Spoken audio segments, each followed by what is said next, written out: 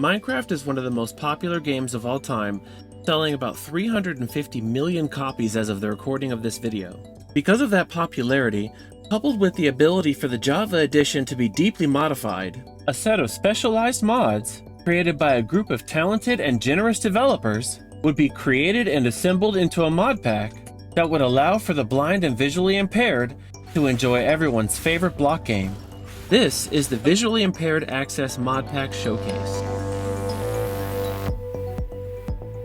Let's start with the problems that need to be solved to make a game like Minecraft accessible when you can't see at all or very little. The first thing you encounter when you purchase Minecraft is the game's launcher. The purpose of the launcher is to manage various aspects of your account, like your platform, your skins, as well as your different account settings. Thankfully, in recent years, Mojang has done an amazing job at making sure that the launcher remains accessible with the text-to-speech software that we depend on. The next thing that you interact with upon the game's launch is the title screen, which brings us into the next problem that needs to be solved, which is the accessibility of the interface. The interface includes everything that you see: the menus, the inventory, the crafting system, block interfaces, trading. All of that needs to be able to be read by a text-to-speech engine, and the player needs to be able to interact with it all with a keyboard and no mouse at all. Now, Mojang has made efforts to help with this, as the built-in narrator can access a lot of this already, thanks to the narrator feature introduced in version 1.19.4, but it struggles with some things, and that is where the MC Access mod helps a ton with all of that. The next thing that needed to be addressed is the world itself. Blind gamers rely on something called accessibility through familiarity. If you know your surroundings, you don't really need much context on them because you know where you are. But the more unfamiliar the environment gets, the more information we need to be able to navigate and interact. MC Access can help with some of this, but the next mod that I'm going to pair with this and bring into the project is the audio navigation mod. Audio navigation is like having radar-enabled GPS in your headphones. It can help with detecting specific features and resources in the world. You can use it to set waypoints, as the typical waypoint and minimap mods are not accessible, and you can use it to find mobs and entities that you're looking for, like a few sheep on that first day. Some other things that these mods help with are reading the interfaces on screen that always show when you're playing. These things include your health, your hunger, your hotbar, chats, achievements, and your XP levels. You can use it to help you aim while you're fighting both in melee and in distance. It can help you when mining for resources and more. The next super important mod in the pack I want to talk about is called Ambient Surroundings. Ambient Surroundings helps with non-intrusive and non-spoken feedback by playing different nature soundtracks depending on what biome you're currently located in. Instead of looking around and having to use Jade, another identification mod in the pack, to identify what blocks are around us, being able to hear things like birds chirping might indicate that we are in a forest, or hearing seagulls might indicate that we're standing on a beach somewhere. Having spoken feedback is nice, but sometimes subtlety is great, and Ambient Surroundings does a good job of that. The mod that has been paired with Ambient Surroundings, though, is Presence Footsteps. This addition to the pack gives you material-dependent footsteps that change based on what block you're currently walking on. Tying both of those together is a mod called Sound Physics Remastered. Sound Physics takes all of the in-game sounds, as well as any third-party sounds that might be added, and gives them physics based on your surroundings. For example, walking outside sounds different than walking through a cave. Or placing an anvil on your porch will sound different than placing it in your garage. The next problem that blind players have that is currently in the process of being solved is building custom structures. Normally, when the player base is talking about building, we're talking about structures that we're currently working on. But building also unlocks a lot of mechanics in the game that cannot be accessed otherwise.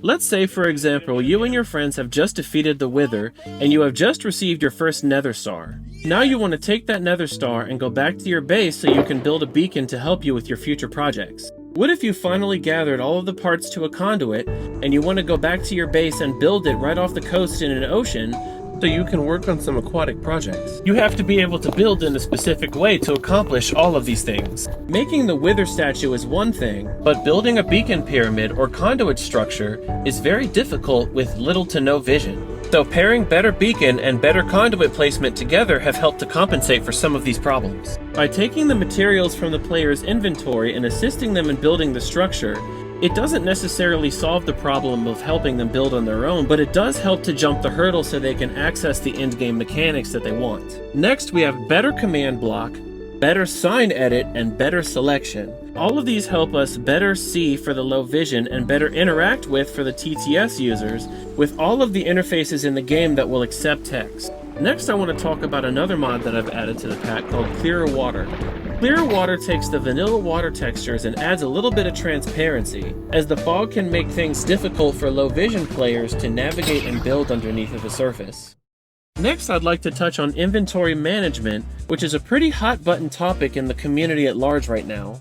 Managing inventory space with all of the items that have been added to the game since the inventory system was last updated is already hard enough, but imagine if you had little to no vision and you still had to deal with this problem after picking up tons of items on your adventures.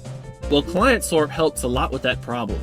It allows you to middle click on any container or inventory, and the mod will sort everything based on the block type. This is just a callback to what I said at the beginning of the video. It helps with accessibility through familiarity. Next, we have another mod that I've added personally called Dark Mode Book. This is a simple mod that changes the contrast between the text and the pages of the book so that it makes it easier for low vision players as well as OCR programs to read.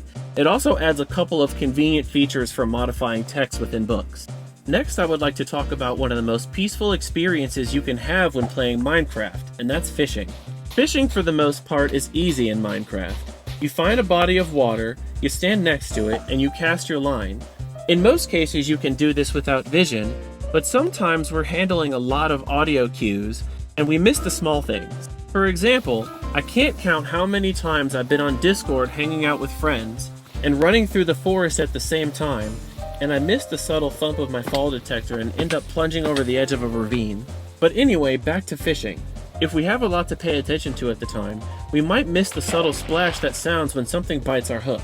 A mod called Fish on the Line really helps with that. If you hold a bell in your offhand, it'll sound whenever something bites onto your hook, so it'll be a lot harder to miss when that happens. I want to circle back to talking about the interface one more time. The Visually Impaired Access mod pack comes with a set of textures called High Contrast Extended. Mojang introduced an accessibility setting called High Contrast back in Java version 1.19.4. The high contrast textures included in the pack extend these to the entire interface. A ton of performance and enhancement mods have been added underneath of all of this. I have added dark mode revision as it adds different colored inventories depending on if you have a colored shulker box or a chest open, but this is more for taste than accessibility.